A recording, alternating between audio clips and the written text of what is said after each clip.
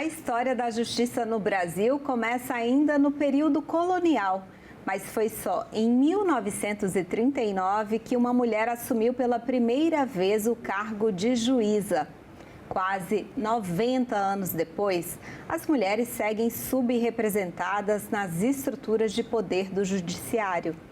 Apesar de serem a maioria da população, ocupam apenas 21% dos cargos de segunda instância. E esse é apenas um dos exemplos. A gente vai conversar sobre essa participação das mulheres no sistema judiciário com a professora, advogada, pós-doutora Andresa Smith, que também recentemente foi pré-candidata ao cargo de ministra do Superior Tribunal Militar. Andresa, seja muito bem-vinda ao Cidadania Mulher. Andresa, eu vi aqui, olha só, você é advogada há 22 anos, professora há 14 anos, pós-doutora pela Universidade de Coimbra, em Portugal. É um currículo super extenso e muito inspirador. Mas eu sei que você nasceu e permanece lá em Marambaia, que é um bairro periférico de Belém do Pará. Queria que você falasse um pouquinho como é que essa origem, marcou aí a sua trajetória e a sua formação como mulher e profissional do direito. Obrigada pela oportunidade. Eu nasci num bairro considerado na época periférico. Morei a minha infância toda num bairro de Coab. E sou filha de uma mulher que nos anos 80 escolheu exercer o direito ao divórcio e com isso assumiu todas as consequências. Junto com ela, muitas outras mulheres escolheram também exercer esse direito e a única opção que a minha mãe via da gente superar aquela situação, não de pobreza, mas de muita dificuldade econômica, era o estudo. Então, o primeiro concurso eu fiz com 7 anos de idade para entrar numa escola militar. E foi onde eu estudei dos 7 aos 17, na Escola Tenente Rego Barros, que é da Aeronáutica, em Belém. E de lá saí direto para a universidade. Então, uma ferramenta que a minha mãe, as minhas tias e a minha avó, que era a rede de apoio que ela tinha, e junto com as minhas primas, a ferramenta que elas acreditavam que a gente poderia utilizar, sendo meninas na Coab, dentro de um bairro que na época era periférico, que é a Marambaia, era o estudo. Então, nós somos a terceira geração de mulheres e, na minha geração, todas somos formadas no ensino superior. A minha avó não sabia ler nem escrever, ela copiava o nome, A minha mãe e as minhas tias conseguiram fazer o nível médio por supletivo, porque casaram muito jovens. E a nossa geração supera esse ciclo, fazendo então a possibilidade do estudo ser uma ferramenta de mudança social. E como é que você recebeu essa questão de ser da pré-candidatura a um cargo, num tribunal que é majoritariamente formado por homens? Qual o significado de uma mulher do norte, da Amazônia, terem cogitado lá o seu nome para assumir esse cargo? É muito interessante, porque no início eu acredito que nós não tínhamos muito conhecimento de como era o processo. E numa conversa familiar, nós decidimos construir um projeto de família. E acho que essa rede de apoio inicial é muito importante. Primeiro, para entender como é que se dava o caminho. Depois, para entender que eu ia precisar estar uma semana em Belém, uma semana em Brasília. Terceiro, para entender que eu precisava conversar com muita gente, para ser conhecida, para apresentar o meu currículo, a minha proposta. E nesse caminho eu encontrei muita gente que me ouviu, que me deu atenção, até que eu consegui o apoio dos parlamentares do meu estado, dos senadores, deputados, para que a gente pudesse formalizar efetivamente uma indicação. E aí essa indicação, formalizada por ofício, fez com que eu conseguisse dialogar no governo federal para também me apresentar. Acho que é muito relevante o ponto de dizer que eu era a única pessoa do Norte a fazer essa caminhada. O Norte ele é subrepresentado historicamente nas instâncias do Judiciário e dos tribunais superiores. Nunca tivemos uma mulher nortista em nenhum tribunal brasileiro. Já tivemos 6 homens né, em alguns tribunais, mas mesmo assim o fato de ser mulher e representar uma região inteira que hoje continua sendo vista com um pouco de distância, realmente tem uma importância, né, porque a gente precisa mostrar que lá também na região norte nós temos pessoas de qualidade, nós temos juristas de qualidade, nós somos mulheres que estamos tentando também disputar esses espaços e representar a nossa região. Doutora Andresa, você vem aí, tem uma trajetória muito marcada também pelos movimentos sociais, pela defesa dos direitos das mulheres, das crianças. Que diferença faz ter mais mulheres, né, nessa estrutura de poder do judiciário? Eu acho que a principal diferença é ter representatividade.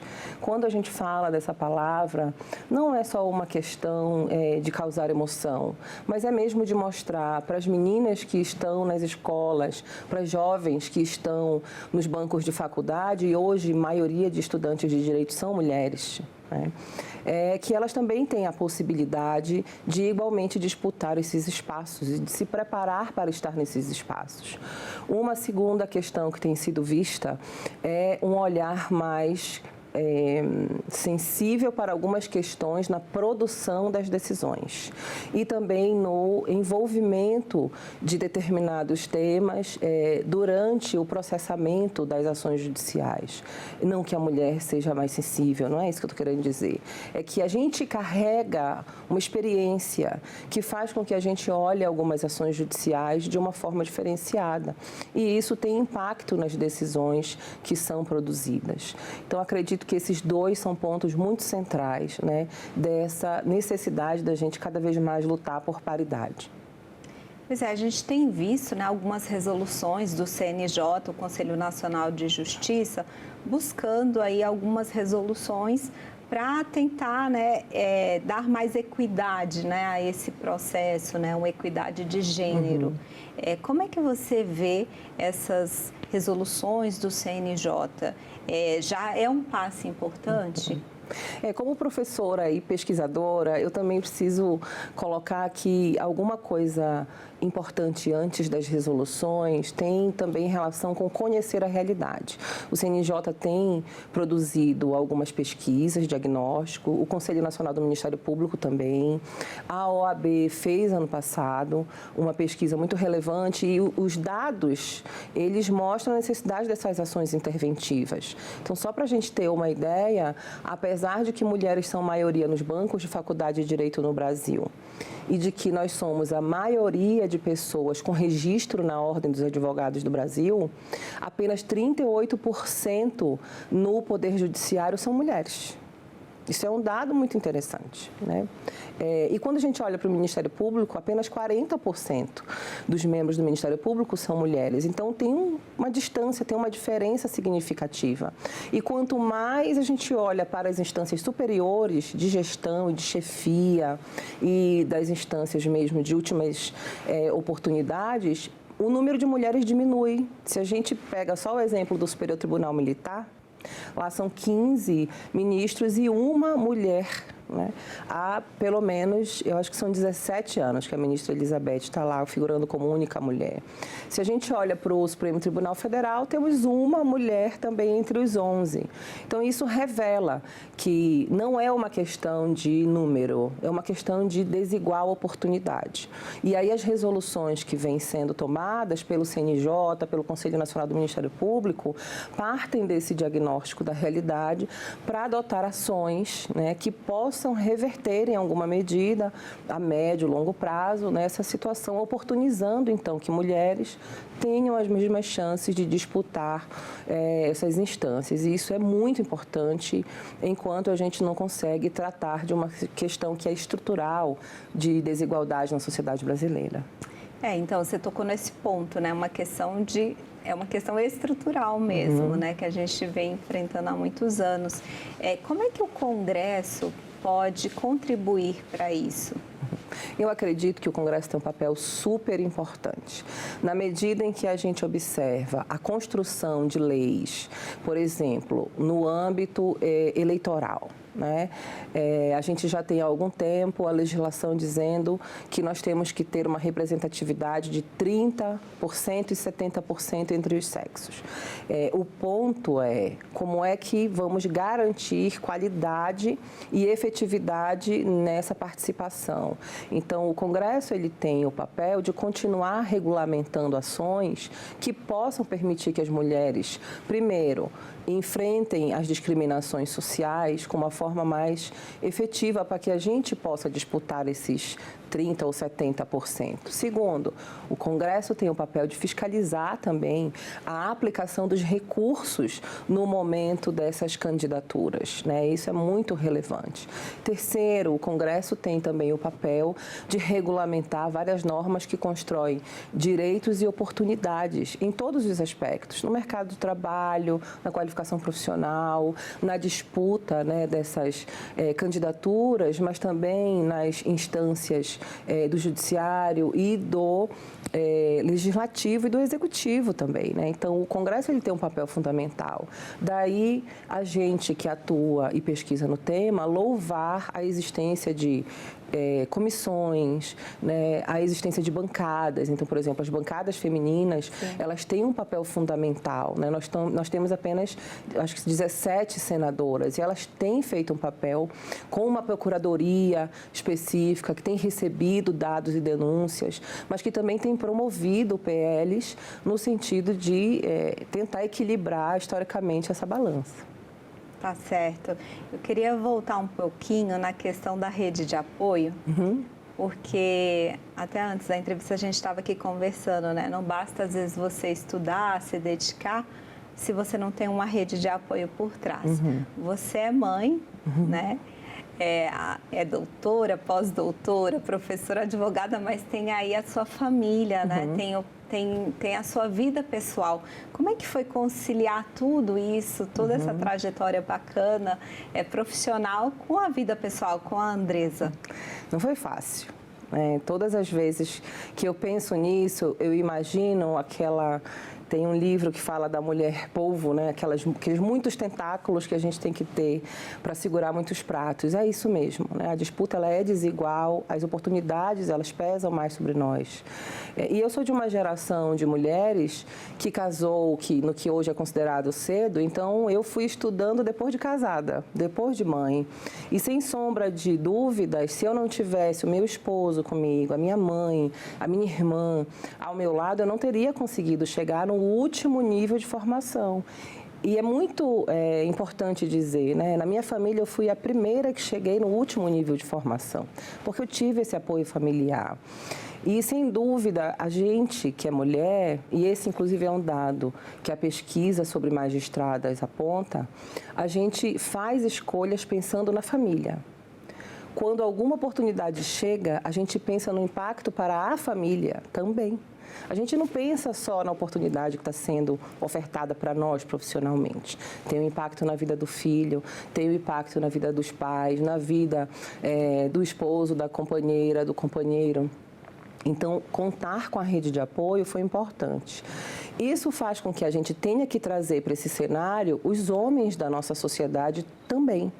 Porque falar em igualdade de oportunidades é também fazer com que eles se sintam parte desse debate.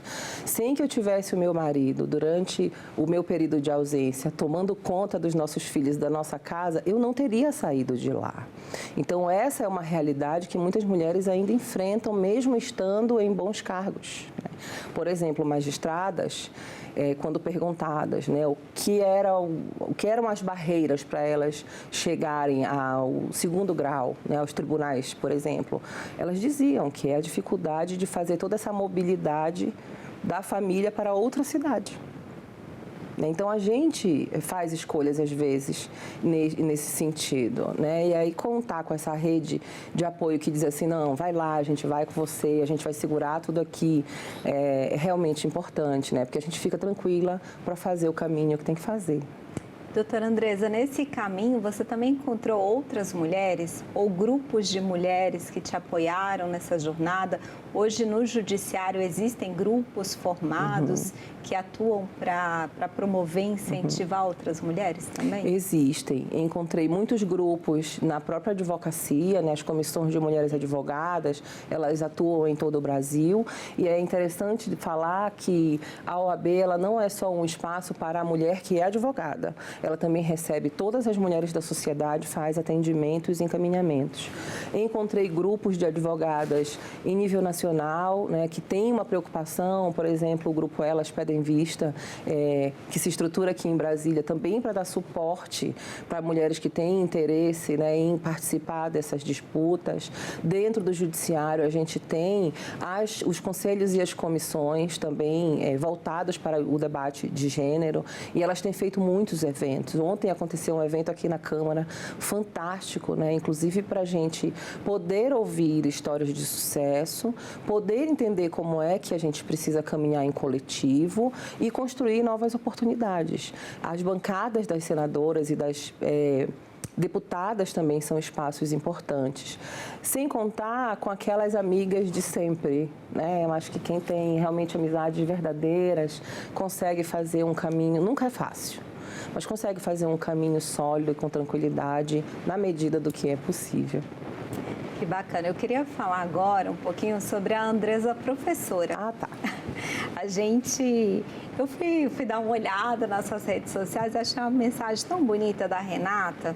Ela falou assim: professora, você é uma das pessoas mais especiais e mais incentivadoras que já cruzou minha jornada. Você transborda uma força para as pessoas que talvez nem se dê conta. Eu achei tão bacana, professora, você tem esses 14 anos de experiência, né, como professora universitária. Como é que você enxerga, né, o papel da educação nesse processo para garantir mais equidade, mais igualdade de oportunidades? Pois é, Sara, como eu te disse, a educação para mim, ela foi uma ferramenta muito importante, né? Primeiro, com um grande estímulo da minha própria mãe, né? O que é interessante de ver, né? Segundo, eu escolhi ser professora desde o início, porque eu entendia que o meu lugar na docência superior era um lugar de impacto social, né? Os dados do MEC, por exemplo, dizem que mulheres são menos de 40% na docência do ensino superior.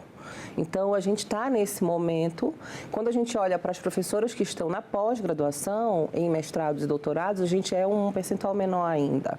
Então, tem uma questão de representatividade, mas eu sinto cada vez mais nos últimos anos que nós também temos uma forma de acolhimento diferenciado, né? Porque toda pessoa que chega para você orientar é uma pessoa que vem com a mala de vida dela. E isso cada vez mais tem sido discutido na pós-graduação, a discussão da saúde mental, né? A discussão de entender que mulheres, alunas, são mães, a inclusão da licença maternidade no Lattes, né? Como uma forma da gente mostrar também que nós, professoras, somos mães também. E nossas alunas também, né? Então, eu acredito que esse papel ele precisa ser enxergado com muita responsabilidade, né?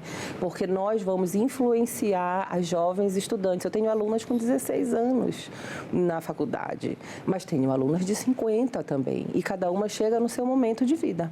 No momento em que a vida lhe oportunizou chegar. E a gente precisa ter sensibilidade, né? Eu procuro ser uma pessoa muito leve, apesar de que eu sou muito exigente em algumas coisas, né? Acho que quanto mais a gente estuda, isso vai acontecendo. Mas eu não deixo de olhar a perspectiva de que nós temos vidas ali. Então, na Universidade Federal do Pará, nós temos alunos indígenas, aldeados, nós temos alunos quilombolas, ribeirinhos que vêm de barco, nós temos alunos que viajam 2, 3 horas entre barco, ônibus e carro para chegar no dia da aula. Isso faz com que a gente precise ter um olhar diferente. Por isso que nós somos a maior universidade do Norte, com a maior comunidade universitária do Norte e que tem esse olhar para a diversidade. E isso impacta a minha pessoa dentro da sala de aula, né? Talvez a Renata tenha sentido isso em algum momento e realmente a gente não tem noção, né? De como é que a gente impacta a vida das pessoas, sabe? Mas eu acho que a gente tem que ter essa responsabilidade. Doutora Andresa, você falou uma coisa muito importante, professora Andresa também, né? Que são realidades muito diferentes, né? E a gente tem um país que, na verdade, são 27 países praticamente, porque se você for do norte ao sul, são realidades muito diferentes, né? Se você for para o Rio Grande do Sul, é uma realidade completamente diferente de uma pessoa que estuda no norte do país. Eu estive recentemente há algum tempo em Chaves, na ilha de Marajó, e eu nunca teria me dado conta o quanto que é difícil, você depende da natureza, você depende da maré, né? Como é diferente, imagino, estudar num lugar em que você tem que se deslocar de barco, por exemplo. Essa é uma sensibilidade que o professor do norte vai ter, que talvez o do sul não tenha. Como é que fica essas diferenças regionais também nessa trajetória? Eu acredito que em todos os estados nós temos sensibilidades locais, né? Essa é a interessante discussão que eu aprendi com os antropólogos, não com os juristas, né? E em todas as realidades a gente vai ter dificuldades, que faz com que a professora e o professor tenham que se organizar dentro daquela realidade.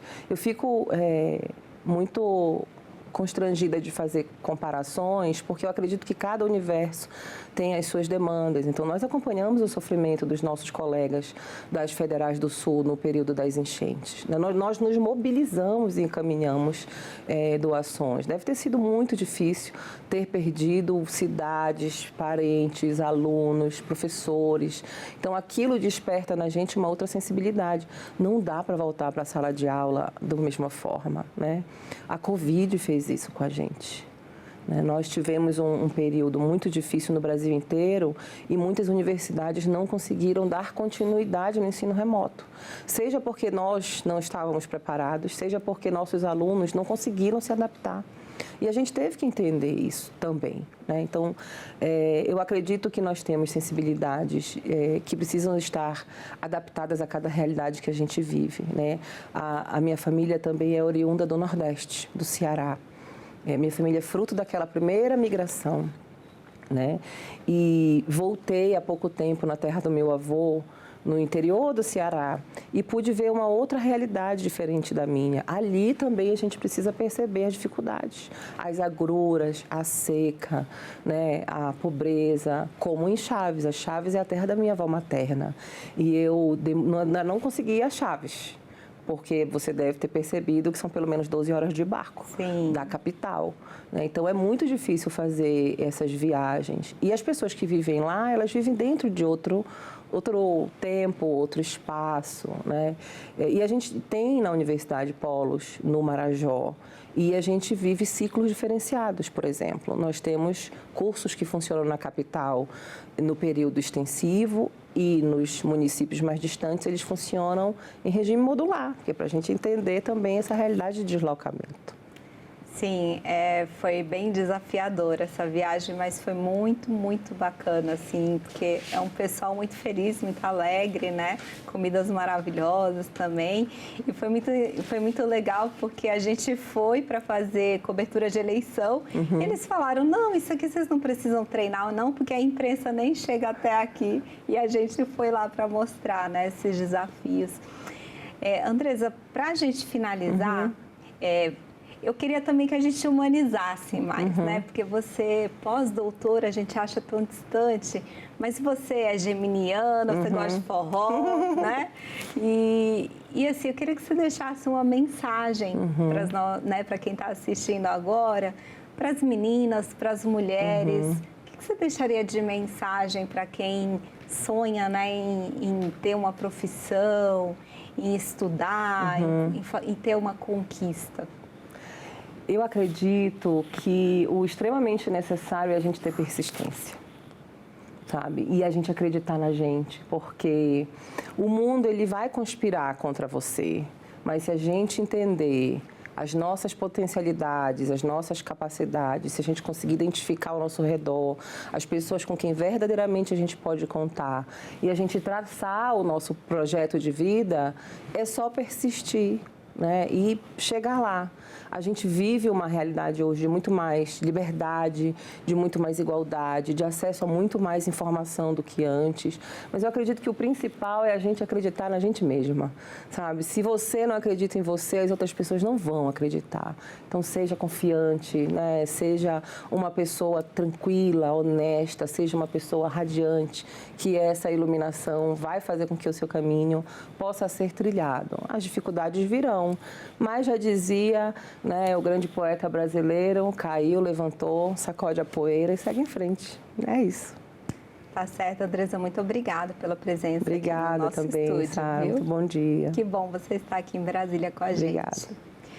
Bom, você pode rever e compartilhar essa entrevista, já está lá no nosso site, senado.leg.br/TV. Aproveite e se inscreva no nosso YouTube também. Até o próximo Cidadania Mulher.